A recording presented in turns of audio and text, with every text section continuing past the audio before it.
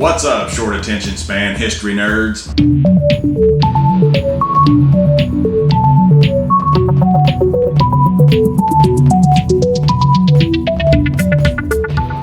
When you think of a tough guy, who comes to mind?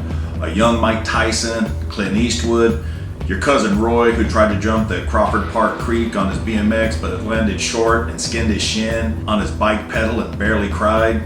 Well, none of these guys are as tough as Master Sergeant Raul Roy Perez Benavidez. In fact, word on the street is Chuck Norris once shook his hand and said, ouch.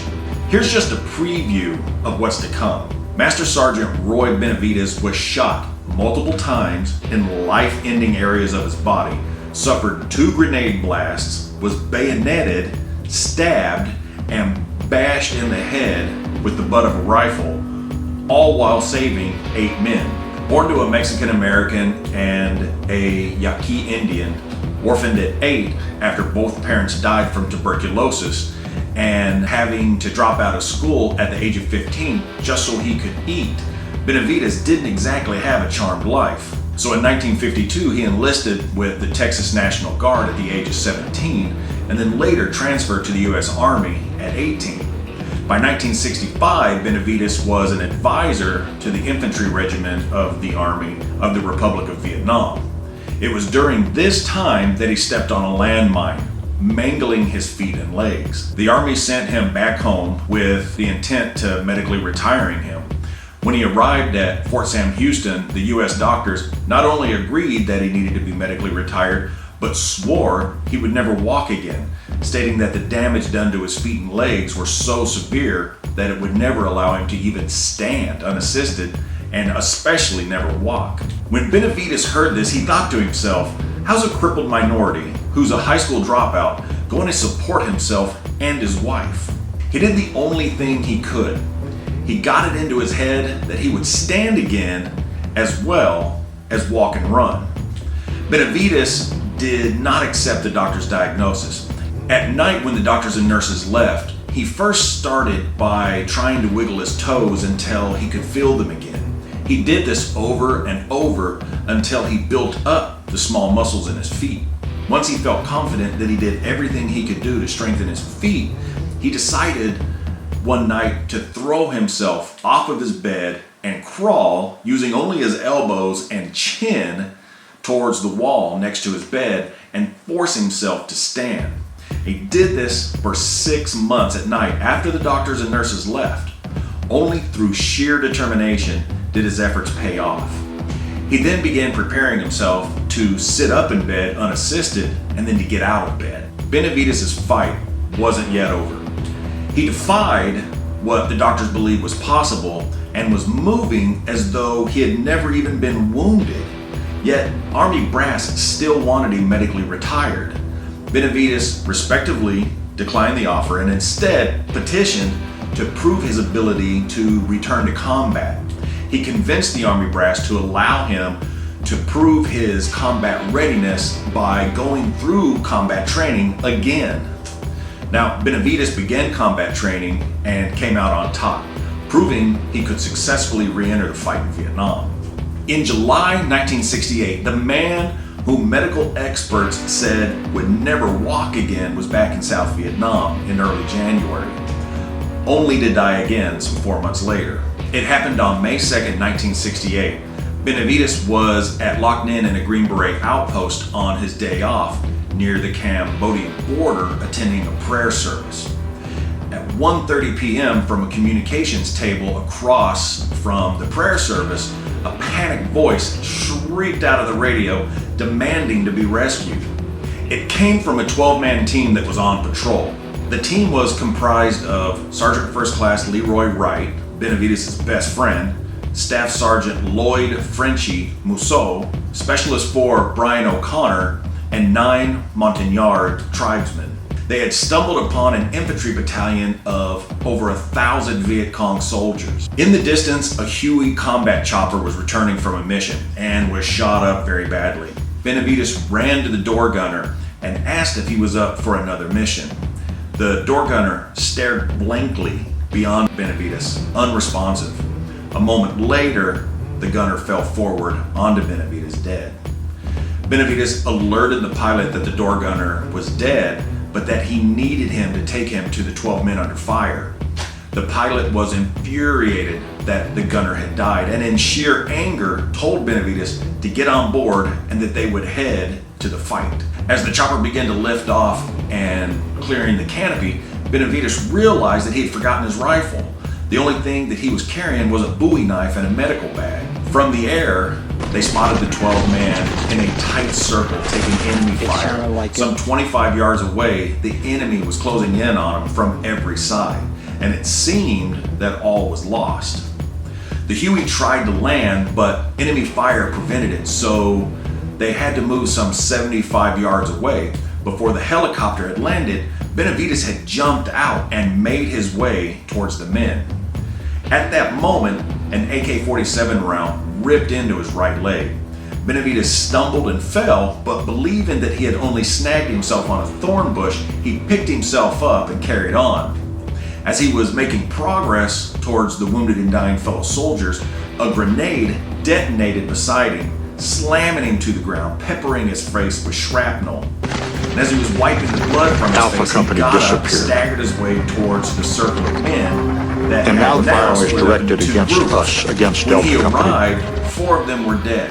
He got an AK-47 off one of them and began redistributing the ammo among the rest. Ignoring enemy fire, he ripped into his medic bag and bound what wounds he could and injected morphine into those that were screaming the loudest. Picking up his radio, he directed airstrikes into the enemy position, then directed an extraction chopper towards his group. While directing additional air support, a second bullet slammed into his right thigh.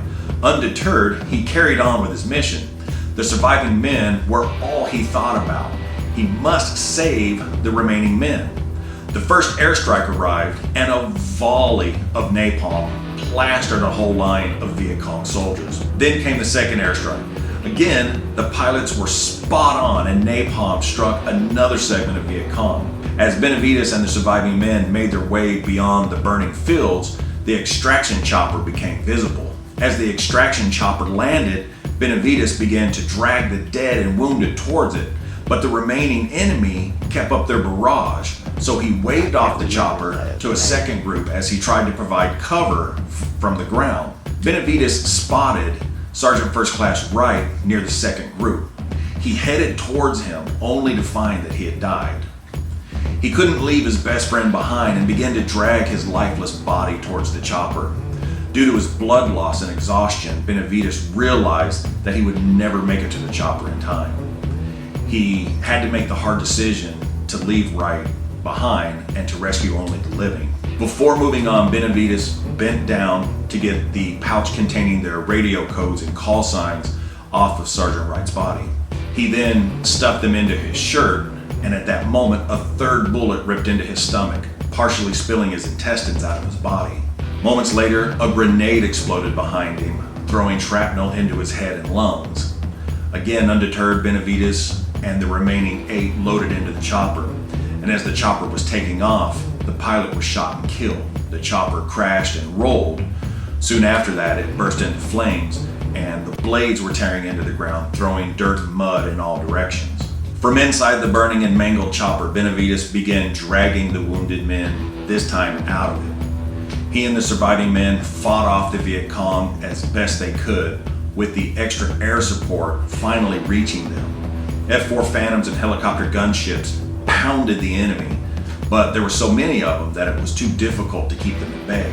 Benavidez was hit by bullets several more times, now using only his hearing as he was blinded by the blood and shrapnel that was in his eyes. He continued to direct even more airstrikes. Then silence befell the radio. The pilots thought that he had died, but a minute later he was back on directing even more airstrikes. What had happened is he had passed out from shock due to blood loss and then quickly regained consciousness. A chopper finally landed for his group, but as he was shoving Mousseau aboard, a Viet Cong soldier out of ammo rose up and slammed the butt of his rifle into his head, splitting it wide open. Benavidez fell, rolled, and then blacked out. As he regained consciousness, he saw the bayonet heading for his body. Benavidez was ran through with the bayonet several times. Quickly, he grabbed the blade of the bayonet like a badass, reached in, severely cutting his right hand open, but he pulled on it anyway. The Vietnamese fell forward, bayoneting Benavidez all the way through his left arm. At that same moment, Benavidez's Bowie knife dug deep into his enemy's flesh, killing him. Getting up, he began dragging Mousseau again, but saw two more Viet Cong coming towards him. With a mangled hand, he grabbed an AK-47 and quickly dispatched the two, then dove back into the circle to rescue a Montagnard. Only then did he get aboard the chopper to be whisked away. En route to the base, he tried to hold his intestines in, but that proved too much and he passed out. He woke up in a medevac hospital in an open body bag with a doctor pronouncing him dead. Too exhausted to talk, but not wanting to be chucked into a freezer, Benavidez did the only thing that he could do. He spat into the doctor's face. The commanders on the ground heard of Benavidez's heroics and wanted to give him a Congressional Medal of Honor, but were certain that he was going to die from his wounds before they would be able to give him the award. So they settled on the Distinguished Service Cross instead. They knew that they could award him this honor while he was still alive. Benavidez, however, refused to let his wounds kill him and fought to stay alive and heal.